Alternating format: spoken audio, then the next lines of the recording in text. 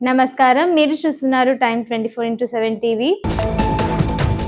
వర్షాకాలంలో అనేక వ్యాధులు వేగంగా వ్యాప్తి చెందుతాయి.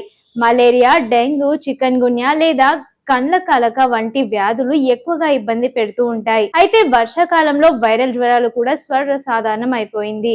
పెద్ద సంఖ్యలో ప్రభావితం చేస్తూ ఉంటాయి. ఇక జ్వరం వచ్చినప్పుడు చాలా అపోహలు ఉంటాయి.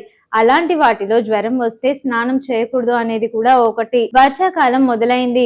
ఇప్పుడిప్పుడే తెలుగు రాష్ట్రాల్లో వర్షం కురుస్తుంది. అయితే మారుతున్న వాతావరణం, పెరిగిన దోమల కారణంగా డెంగ్యూ, మలేరియా వంటి జ్వరాలు మొదలయ్యాయి.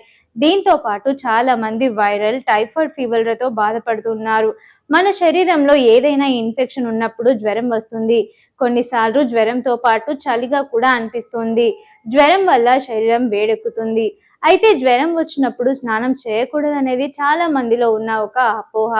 ఇంట్లో పెద్దలు కూడా జ్వరం వస్తే స్నానం చేయొద్దంటారు. నిజానికి సరైన పద్ధతిలో స్నానం చేస్తే జ్వరంతో ఉన్నప్పుడు శరీరానికి చాలా రిలీఫ్ గా లభిస్తుంది. అయితే గోరువెచ్చని నీటిని ఉపయోగించడం మంచిది. వేడి నీరు లేదా చల్లటి నీరు కాకుండా గోరువెచ్చని నీటి మాత్రమే ఉపయోగించాలి. గోరువెచ్చని నీటితో స్నానం చేయడం వల్ల శరీరం నెమ్మదిగా చల్లబడి ప్రశాంతం అనిపిస్తుంది. దీని వల్ల మంచి నిద్ర కూడా పడుతుంది. అయితే ఇది జ్వరాన్ని తగ్గించే పూర్తి చికిత్స కాదు, కేవలం తాత్కాలిక ఉపశమనం మాత్రమే. ఇక చాలా చల్లటి నీళ్లతో స్నానం చేయడం, ఐస్ బాత్లు చేయడం లేదా చల్లటి ప్యాక్లు వాడడం చేయకూడదు. శరీరం సడన్ గా చల్లబడితే వణుకు వస్తుంది. వణకడం వల్ల శరీరం లోపల ఉష్ణోగ్రత మరింత పెరిగి అసౌకర్యం ఎక్కువ అవుతుంది. అతి వేడి నీటిని కూడా ఉపయోగించొద్దు. ఎక్కువ వేడిగా ఉండే నీళ్లతో స్నానం చేస్తే శరీర ఉష్ణోగ్రత మరింత పెరిగి నీరసం ఎక్కువయ్యే అవకాశం ఉంది. జ్వరం తగ్గడానికి శరీరంపై ఆల్కహాల్ పూయడం లేదా రుద్దడం వంటివి చేయకూడదు. ఆల్కహాల్ చర్మం ద్వారా లోపలికి పీల్చుకోబడి ప్రమాదకరంగా మారుతుంది. ఇక జ్వరం అనేది ఒక వ్యాధి కాదు, అదొక లక్షణం మాత్రమే.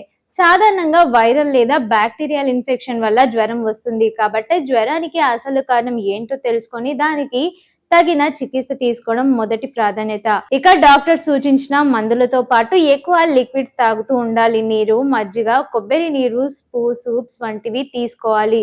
వాతావరణం, దుస్తులు కాటన్ లేదా తేలికపాటి దుస్తులు ధరించాలి. గదిలో గాలి, వెలుతురు సరిగ్గా ఉండేలా చూసుకోవడం వల్ల శరీర ఉష్ణోగ్రతలు సమతుల్యంగా చేరుగుతూ ఉంటాయి.